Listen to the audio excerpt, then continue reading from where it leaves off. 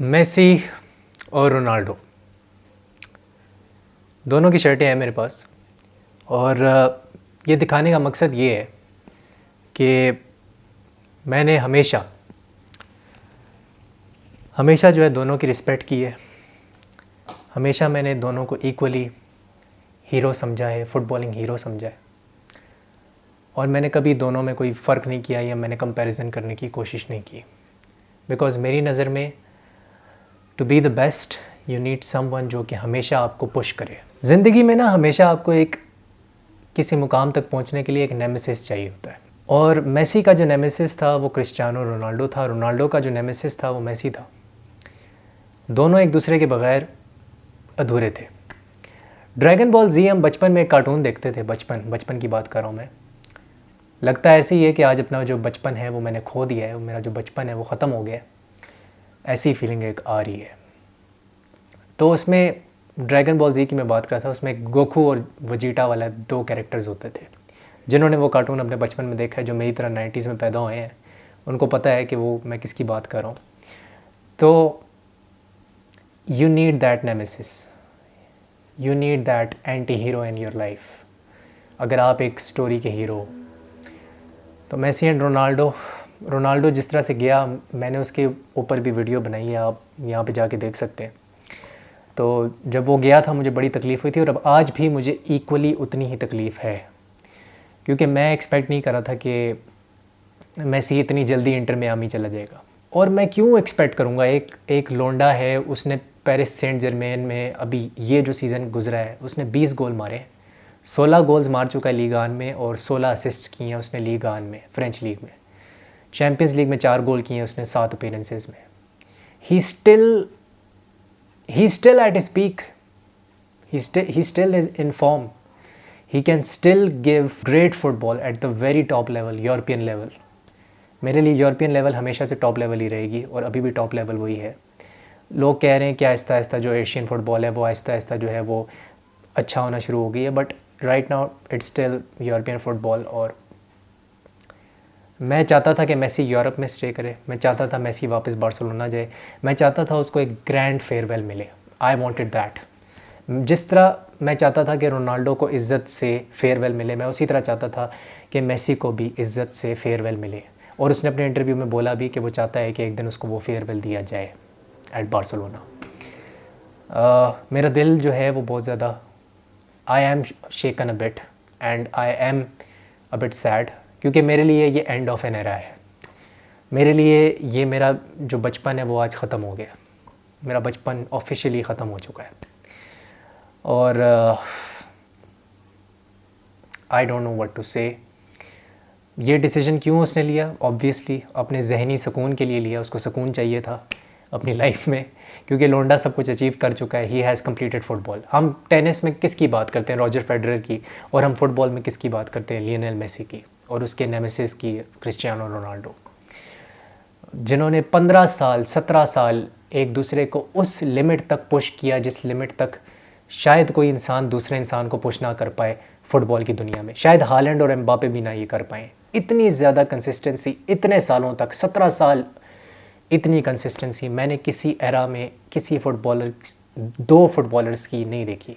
I am just blessed कि मैंने इन दोनों फुटबॉलर्स को एक साथ देखा, इसलिए मैं इन दोनों में कोई फ़र्क नहीं करता।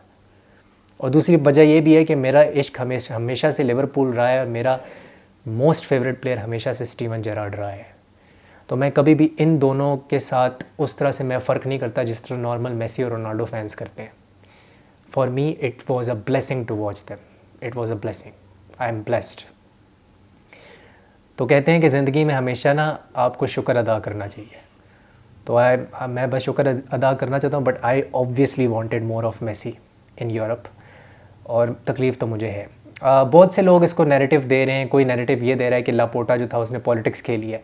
लापोर्टा जो था वो कभी मेसी को साइन करना ही नहीं चाहता था। उसने वाइटैलिटी जो उसका प्लान था वो उसने साइन करवा लिया हैवियर तेबास से, जो कि प्रेसिडेंट है ला लीगा का, वी ऑल नो दिस। और उसने वो पॉलिटिकल गेम खेली, साइन भी करवा लिया, और मेसी को ले के भी नहीं आया। और लापोर्टा जो बार्सिलोना का प्रेसिडेंट है, वो इलेक्शन जीता ही इस बलबूते पे था कि वो मेसी को स्टे करवाएगा, लेकिन 2021 में क्या हुआ हम सबको पता है। फिर उसने कहा मैं मेसी को रीसाइन करूँगा हम सबको पता है कि क्या हुआ है। मेसी ने अपने इंटरव्यू में बोला कि उसको डर था कि कहीं उसके साथ वो ना हो जाए जो 2021 में हुआ था, क्योंकि कभी भी बार्सिलोना ने उसको ऑफिशियली कॉन्ट्रैक्ट ऑफ़र किया ही नहीं। और उसने इवन अपने जो बच्चे हैं, उसके 3 बेटे हैं, उसने उनको भी नहीं बताया। जहाँ तक लोग कह रहे हैं कि वो इंटर मियामी क्यों जा रहा है, उसकी वजह ये है उसका वहाँ पे बिज़नेस है, उसकी वहाँ पे प्रॉपर्टी है, उसका वहाँ पे घर है। और वहाँ पे अगर मैं आपको बताऊँ तो बहुत से ज़्यादा जो लोग हैं वो उसी एथनिसिटी से जो है वो बिलोंग करते हैं जिस एथनिसिटी से मेसी है। हिस्पैनियन जो हैं वहाँ पे काफ़ी ज़्यादा हैं, मैक्सिकन्स काफ़ी ज़्यादा हैं, अर्जेंटीनियंस भी रहते हैं और पोर्टोरिको के बहुत से लोग रहते हैं मियामी में। तो वो उनकी जो डायलेक्ट है, ज़ुबान है, जो उनका कल्चर है, वो almost Argentina south American culture जैसा है। इसलिए मेसी को कोई भी प्रॉब्लम नहीं होगी वहाँ पर आराम से अपने आप को ब्लेंड करने में। मियामी ने उसको ये भी बोला है कि हम कोशिश करेंगे कि डी मरिया को या बुस्केट्स को, किसी में से इनमें से किसी एक को, या सुआरेज़ को हम साइन करने की कोशिश करें, सो ही फील्स एट होम। और उसका कॉन्ट्रैक्ट ऑब्वियसली बहुत लुक्रेटिव है, उसको पार्टनरशिप भी दी जा सकती है इंटर मियामी में। और इंटर मियामी को कौन ओन करता है? डेविड बैकहम, जो कि फॉर्मर रियल मैड्रिड और मैनचेस्टर यूनाइटेड के लेजेंड है and one of my favourite players David Beckham.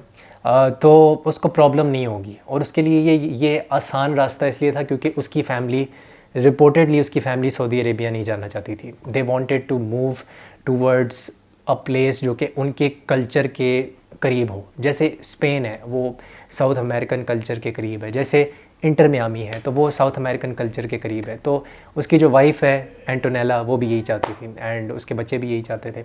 But Messi ने ये भी बोला कि वो पीएसजी में खुश नहीं था, और बिल्कुल खुश नहीं था। वो टॉक्सिक एनवायरनमेंट थी, फैंस टॉक्सिक थे। उसने ड्रेसिंग रूम के बारे में तो इतना नहीं बोला, बट ही सेड कि फैंस बहुत टॉक्सिक थे, मीडिया, फ्रेंच मीडिया बहुत टॉक्सिक था। और ऊपर से वो जो जेरार्ड रोमेरो है, जो जर्नलिस्ट है, उसने भी बहुत ज़्यादा उसको एक मतलब ज़हनी टॉर्चर दिया। और वो कहता है कि उसने जो स्टेटमेंट्स दी हैं मीडिया में, उसको डिफेंड करने के लिए मैं आज इंटरव्यू दे रहा हूँ, वरना मैं ये इंटरव्यू कभी भी ना देता। तो मेसी काफ़ी चीज़ों से, प्रॉब्लम से गुजरा है। और कुछ लोग जो हैं वो कह रहे हैं कि मेसी को रुकना चाहिए था, 3-4 हफ्ते रुक जाता तो बार्सिलोना उसको रजिस्टर भी करवा लेती, लेकिन बार्सिलोना ने कभी इंटेंशन शो की ही नहीं। आपको क्या लगता है जो प्रेस रिलीज़ बार्सिलोना की तरफ से आई है उसमें कितना सच होगा?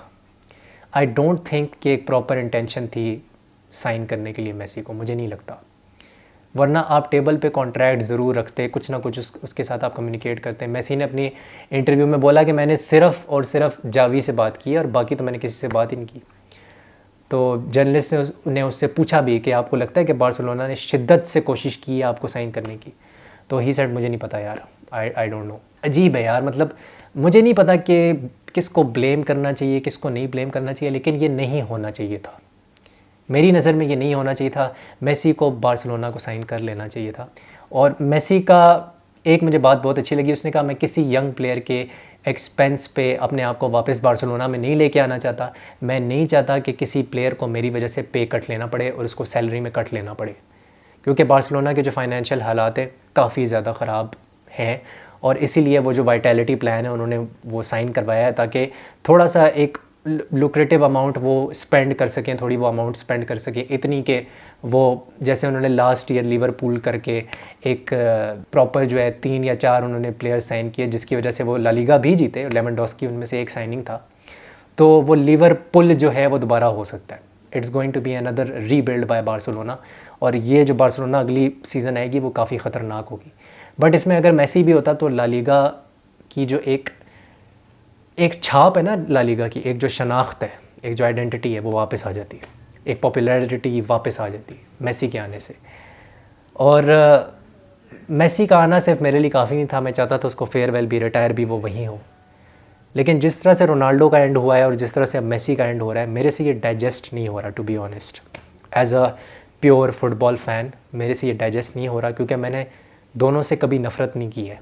मैंने दोनों से हमेशा एज अ फुटबॉल फ़ैन प्यार ही किया है। इस तरह की कंपेटिटिवनेस होनी चाहिए बिटवीन 2 एथलीट्स, और कंपेटिटिव स्पिरिट होनी चाहिए टू बिकम नंबर 1। उस बैटल में उन्होंने अपने 17-18 साल लगा दिए और वो कोशिश करते रहे।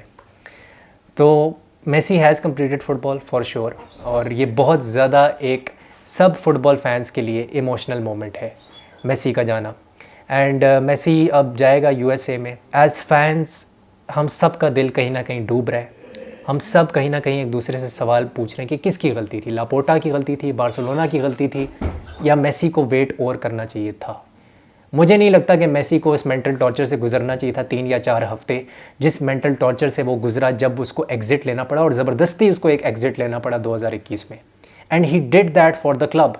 वो छोड़ के गया भी क्लब के लिए था, क्योंकि बार्सिलोना उसके वेजेस को अपेरेंटली रिपोर्टेडली नहीं कर सकती थी और अफोर्ड, और उसमें लापोर्टा ने बहुत ब्लंडर्स भी किए थे उस मोमेंट इन टाइम पे। वो एक पूरी कहानी है, उस पर मैं ज़्यादा अभी डिटेल में नहीं जाऊँगा। It's very sad, it's sad for me. और एंड ऑफ एन एरा, एक most decorated player, most golden boots, most बैलन डी'ओर्स, अमेजिंग गोल्स। मेरा फेवरेट गोल, तो तुम्हारा मुझे नहीं पता क्या फेवरेट गोल होगा, लेकिन मेरा फेवरेट गोल वो रियल मैड्रिड वाला 2011 का फेवरेट गोल है, जिसमें वो पीटर ड्रूरी ने पीछे से कमेंट्री की थी, वंडरफुल वंडरफुल वंडरफुल। तो ये है। और आई थिंक इवन हालैंड और एम्बापे भी मेसी रोनाल्डो वाली जो एक राइवलरी है वो क्रिएट नहीं कर पाएंगे, मुझे नहीं लगता। तो this is a bit painful. And सारे फुटबॉल फैंस जो हैं, जो ट्रू फुटबॉल फैंस हैं, वो दुखी हैं। एंड बेंजेमा भी चला गया अल इत्तेहाद, बेंजेमा भी अल इत्तेहाद चला गया। वो एक और एंड ऑफ एन एरा है, एक और लेजेंड जा चुका है। और दुख है यार, दुख है। सारे जो हमारे लेजेंड्स हैं, हमारे बचपन के लेजेंड्स हैं, सारे छोड़ के यूरोप जा रहे हैं। और ये किस किस्म की दुनिया है जिसमें रोनाल्डो जो है वो सऊदी प्रो लीग में खेल रहा है और मेसी जो है वो यूएसए में खेल रहा है। ये किस किस्म की दुनिया है? मैं इस दुनिया को डाइजेस्ट नहीं कर पा रहा इस मोमेंट इन टाइम पे। मेरा बस ये एक मसला है, मैं इसको एक्सेप्ट नहीं कर पा रहा इस वक्त। तो ये है। And I hope you guys are okay as well, जिन्होंने मेसी और रोनाल्डो से बेतहाशा और बेइंतहा प्यार किया अपनी ज़िंदगियों में। And I hope you guys are coping well, but I am right now quite devastated and quite shocked. मुझे लगा था यार अल हिलाल चला जाएगा, 1.2 पता नहीं कितने बिलियन का, पता नहीं कितने पैसों का उसने कॉन्ट्रैक्ट जो है, उसने मिलियन था या बिलियन था, मुझे ये भी याद नहीं है। उसने कॉन्ट्रैक्ट जो है उसने परे फेंका और परे मारा, और उसने कहा भाई नहीं, मुझे सुकून चाहिए। So that shows his character and that shows his humility and humbleness. और वो भी कैंसेरियन ही है मेरी तरह। मेसी जो है 22 आई थिंक 22 या 23 जून को पैदा हुआ है। तो ये है। एंड लेट्स सी क्या होता है। All the best to Messi. लेकिन मैं टू बी ऑनेस्ट, मैं MLS नहीं देखूंगा मेसी की वजह से। मैंने पहले भी कभी MLS प्रॉपर तरीके से नहीं देखा। हाँ, स्टीवन जेरार्ड के टाइम देखा था थोड़ा सा, तब भी थोड़ा सा ही देखा था। रोनाल्डो भी जब गया है सऊदी प्रो लीग में तो मैं थोड़ा सा ही देख रहा हूँ, 3-4 गेम्स देखी है मैंने अभी तक उसकी।